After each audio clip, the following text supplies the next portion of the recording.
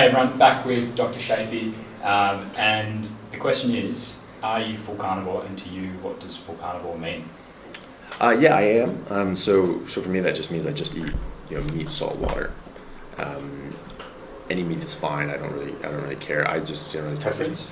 Generally beef. So I just tell people eat the meat that you enjoy, that makes you feel the best, and that you can afford. If that's an issue. For me, that's beef. I always feel best when I eat beef. I'll eat pork and chicken sometimes, fish, whatever, and eggs. But I always feel the best when I'm on beef. Yeah, I think so. Most delicious as well. Yeah, it is. Yeah, and you mentioned Dr. Salisbury before. He found that that for his patients as well back in the 1800s, that beef was definitely the best as well. That lamb was sort of a distant second, but that the red meats were definitely the best. Yeah, as far as nutritional content and so forth. So yeah, as I was saying, I've been very, very strict carnivore since probably February 2018 when I got back from doing humanitarian work in Bangladesh. And just a quick one on that. How did you go in Bangladesh being semi-carnivore? Oh, well, I've always been very meat-centric, and they did have meat. And so I would just generally just eat sort of, but I wasn't thinking about it in the context of don't eat plants are poisonous and so forth at that time. Yeah. I always sort of had that because 20 years ago when I was taking cancer biology, we learned how poisonous plants were and how harmful they were, and I stopped eating all plants. Then it was inadvertently a full carnivore for 5 years at that point, and then sort of slipped off of it. But I was always very plant avoidant and carb avoidant and so forth because of that. So I would when there's sort of food available, I would generally eat the meat part of it, and would try to avoid the carbs and avoid the vegetables and so forth, just because I don't like vegetables.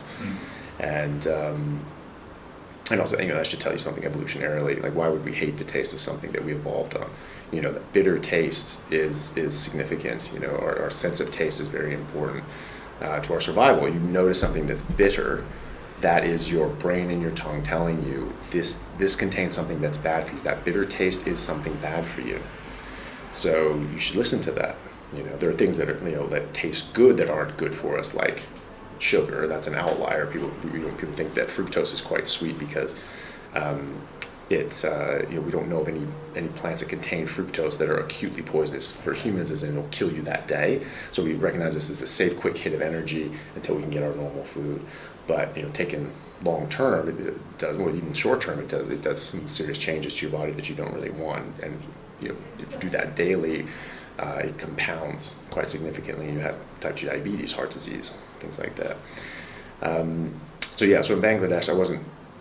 But it would have been easy. I mean, there was meat available. I would just only sort of eat that, and then I sort of ended up just sort of eating whatever, just because you're in the camps for the refugee camps. Yeah, for like 16 hours sometimes, and or even overnight sometimes, and you just sort of eat what you can get, basically.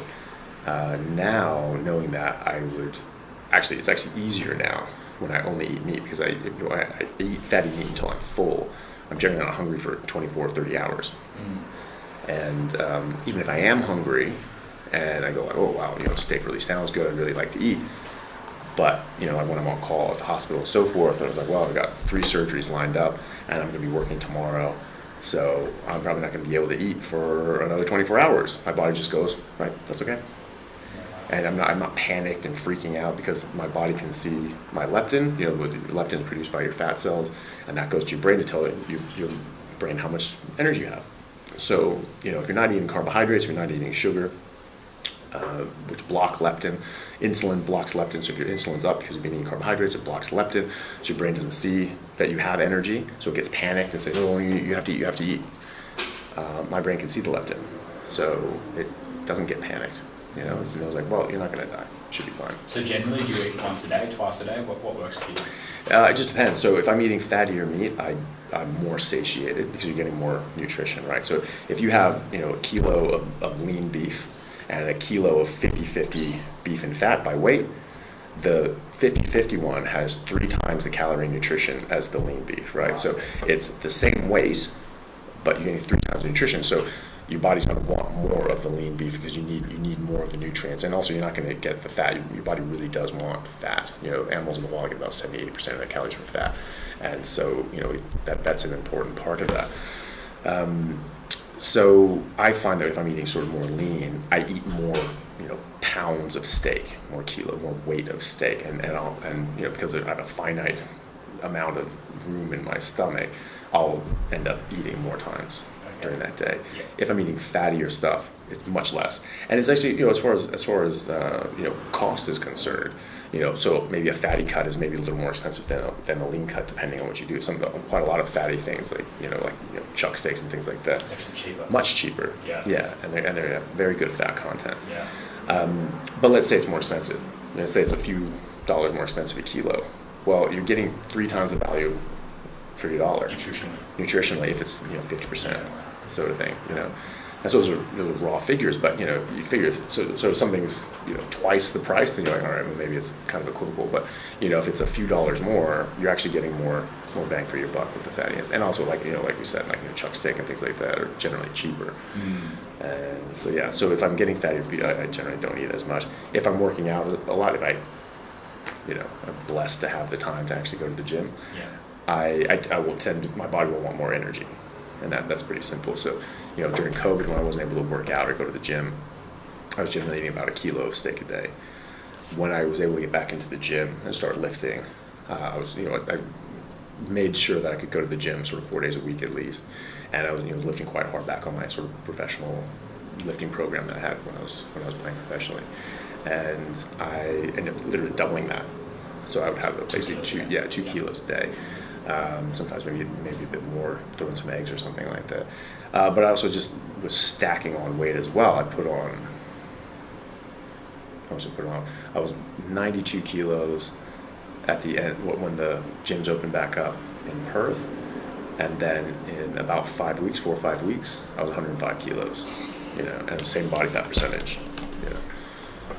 So your body had kind of just adapted to less exercise, less stimulus, and just reverted back to a lighter frame. Yeah, well, I'd been like that for a while because I hadn't been really working out that much anyway, just because work was very busy. But then when I couldn't go to the gym, it really bothered me. So I was just like, the whole time I was just chomping at the bit. I was just like, okay, as soon as these gyms open, like I'm going after it, and just making the time. And so I had obviously a big response. Obviously, because I hadn't been working out in a long time, you get a lot of beginner gains and things like that. There's a lot of room to improve there. I've sort of hit around 110 now, and I'm sure I could get higher than that. I know I could, but with the amount that I'm able to work out, that seems to be where I'm sort of stabilized now. You're not desperate to become heavier anyway. Yeah, exactly. So you prefer to eat in the middle of the day, at the end of the day, at the start of the day? I generally prefer to eat at the end of the day, just because, when you're in this, I've always, in rugby, I always played hungry. That was something I noticed early on, and intermittent fasting people sort of notice this as well. When you notice this, but I think most people don't notice that. Really? Yeah. Before I was playing sport, you have like a honey sandwich to try and get that little buzz. Oh yeah. As you're running out, and then second quarter or second half, you're absolutely cooked. So I think you discovered this stuff that. Yeah. Well, I guess I was lucky to figure that out. Yeah, I would even notice that I'd feel better if I didn't eat dinner the night before. Wow. And then I just wouldn't eat the entire day. I never ate on a game day because if I ever ate, I would notice right away like I wasn't as good because I've played hungry many times. I noticed how that went, and then if I'd eat, it'd be like, well, I just feel like crap. I don't have energy, or certainly not to the same extent. And if I'm playing like in a tournament or sevens tournament or something like that, like God forbid you eat something, then you may be good for like one game, like a honey sandwich or something, but you're screwed. Yeah. And you're sort of chasing that glucose, insulin spikes and things like that. So I always played hungry anyway, and that always made me feel better. And so I would eat sort of afterwards, and I always noticed that. And so I noticed that when I'm sort of on an empty stomach, you have that more like hunter mentality. You're like, I have to go get my kill. I have to go. You're hyper attuned. You've got energy. Your body's producing it. So you're like, you have to go get your kill. You have to go get your food.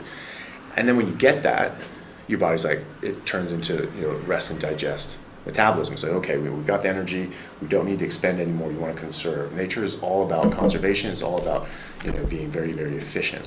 So it doesn't want you to, your nature, your biology doesn't want you to expend energy unnecessarily. Okay. So while you're going to get your food for that day, your body's giving you the energy that you need to go get this done. And as soon as you get that done and you eat until you're full, your body goes, chill out. So I noticed that, where I feel better during the day if I just, go throughout my day. Yeah, exactly. And then when I eat to satiation, I'm ready for bed. I just want to like pass out, and I sleep, like a baby. If I were to eat during there, sometimes I am, like, when I'm working out heavily or whatever, I'll probably eat twice a day. I notice that I feel much better if I don't quite eat as much as I want to. I'll still have a bit of that fight left in me. Whereas if it's like, 10 in the morning or breakfast, something like that, I eat like a big meal, then I'm just very, I'm just like, oh, I just don't want to do anything. I don't feel like bloated. I don't feel bad. I just feel very relaxed, very calm. I have no pressure to go out and be busy. Yeah, you just feel good. You just want to chill out. Yeah, nice. Yeah. And are you into bone broth or organs or anything like that? I don't eat those myself. Yeah. But they're fine. Organs are great. You don't need them. I know different people say that you do, but you don't. The Inuits don't eat the organs and so forth. They feed those to the dogs. We've known that for 100 years, at least. And different polar explorers that went up there with. That's interesting, because we often get told that Inuits and native people would go straight for the liver. Maybe. They want to kill. Maybe they eat some of that sometimes. Yeah. But that's not for you. No. Yeah. I eat it sometimes. Yeah. But this is more the Sean Baker approach, really. I think he's pretty much a kilo and a half of steak a day, and he's obviously doing very well. Yeah, he's a big dude.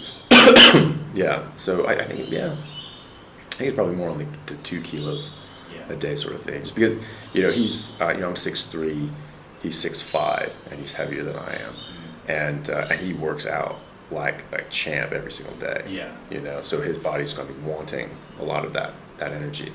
And when I'm able to do heavy workouts, my body wants that too. It's just like give it. But then I don't always get the chance to do that, and so I don't always have that hunger drive either. Yeah, amazing. All right. Yeah. Well, thanks, Dr. Chaffee. No worries. Yeah, strict carnivore, mainly steak. Fatty steak when you can get it. Generally once a day.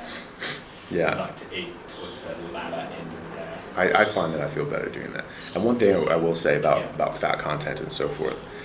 One thing that I've noticed with myself and with patients and so forth is that people don't know how much fat to eat, and they generally think, when I say that eat a lot of fat, they think just eat more fat than they have before. That, that's a lot of fat, and in fact they're actually getting quite a poor percentage. You're saying it's still not enough. Well, a lot of these people would not really get a lot of fat, and they'll notice that because they'll say, well, I'm getting really constipated.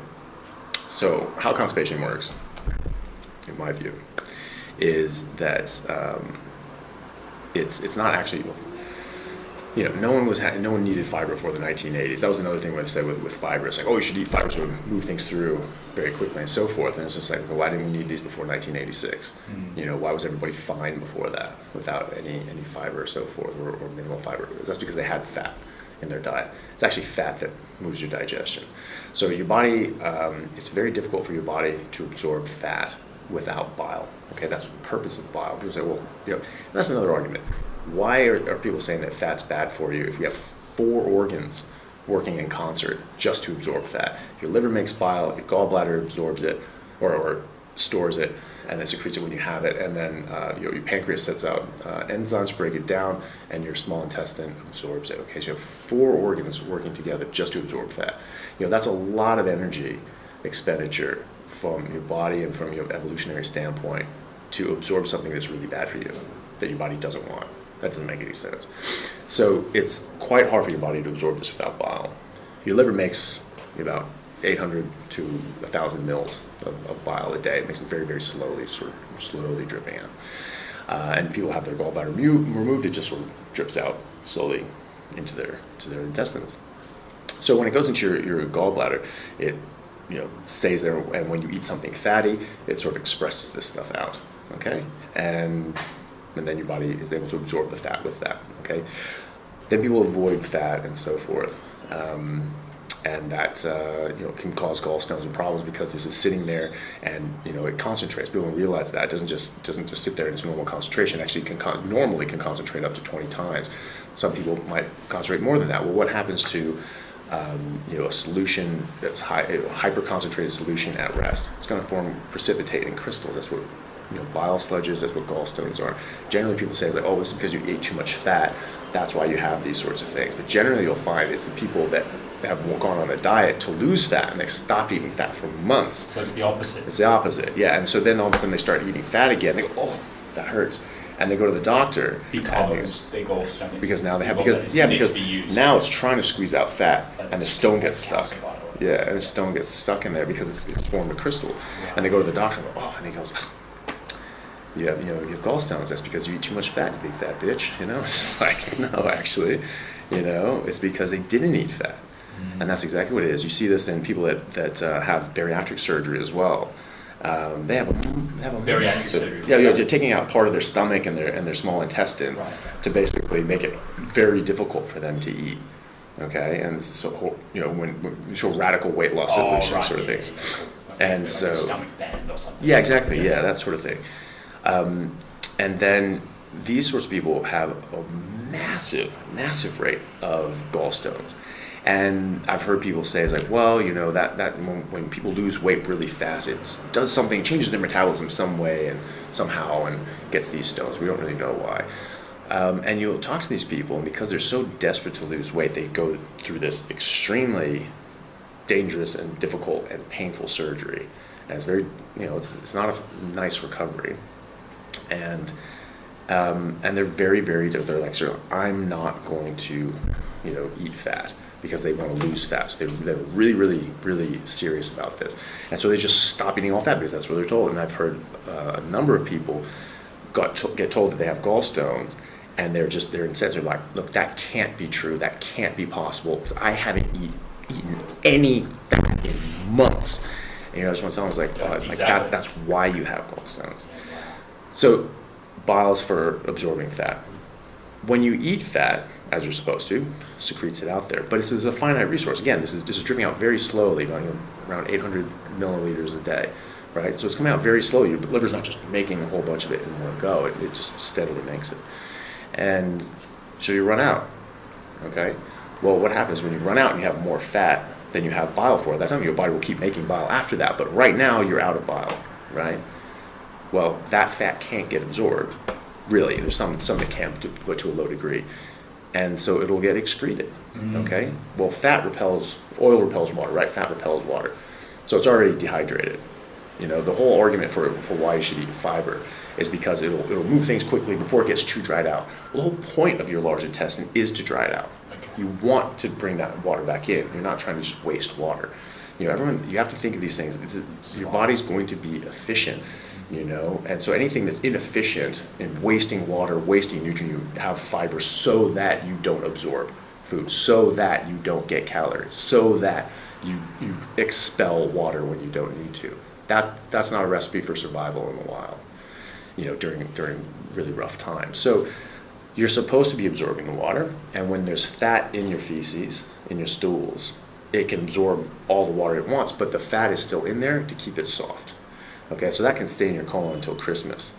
It's not going to get any drier than it is, and it's going to stay soft. So that's how you know how much fat you're getting. If you're going to absorb 99% of the meat that you eat if you don't eat fiber and screw the whole deal up. So you're going to excrete much less because you're actually absorbing. Waste is which a lot of people find when they first do carnivore. They're amazed that they're not doing number twos. Well, that's it. Or if they are, they're tiny. It's like a rabbit. Yeah, exactly. And they think that, this means I'm constipated, this means I'm constipated, this is bad. Well, no, actually it's good. It means you're absorbing everything.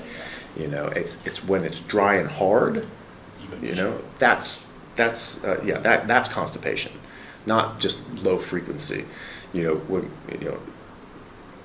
Outside of this way of eating, if you have low frequency, it's probably because you're constipated, because things are dry and hard, not moving very fast. But the actual definition of that is dry, hard stools. And so you can get dry, hard stools, but you'll get them because you don't eat enough fat, because your body's absorbing absolutely every ounce of fat that you have, because you have a surplus of bile to fat. And so none of the fat or very little of it's getting through, right? And so if you have a little bit excess, then things are going to be soft. If you have a lot of excess, things will get, more slippery. But You know, there's like when Joe Rogan did. yeah. In his first movie, he called it explosive diarrhea. Yeah. So he overwent. But the thing is, but he wasn't sick. That's not an infection. You know, No, it's not, no, you know what I mean? just It's not bad for you. It's just inconvenient. you know? Yeah. And so, you know, it's not actually a harmful thing. And if you like what you're eating and you don't really mind the effects, well, then it doesn't really matter. It's not harming you. And if you don't like that, then you just pull back the fat a bit. Yeah, exactly. So you know exactly how much fat you're getting based on that. But also, am I right in saying that your body will learn to produce more bile? Is that right? I've never seen a study that says that. It could be. It felt like that for me. I felt like, the diarrhea went away, but I wasn't reducing the amount of fat that I was eating. That was my experience anyway. Were you eating all at the same time as well, or were you sort of eating at different times? No, like 2 or 3 times a day. Yeah, but you were consistently eating sort of at similar times, and then you just sort of and then after a while, when it stopped. Yeah, well, it could be. You know, it's I haven't.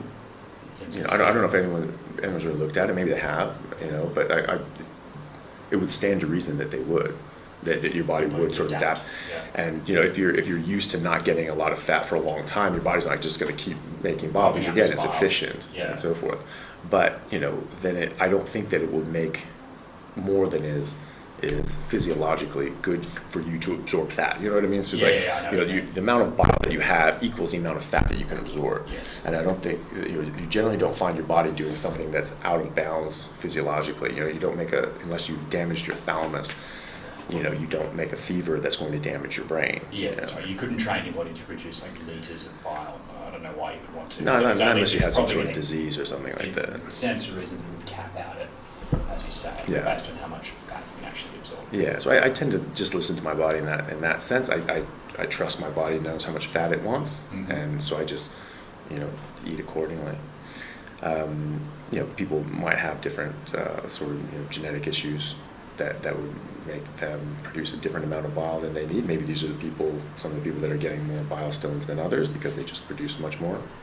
It's hard to say, but the vast majority of people can just eat what their body sort of recommends to them if you know sort of how to read the signs. Sure. Yeah. Cool. All right. Yeah. Thank you. You're welcome.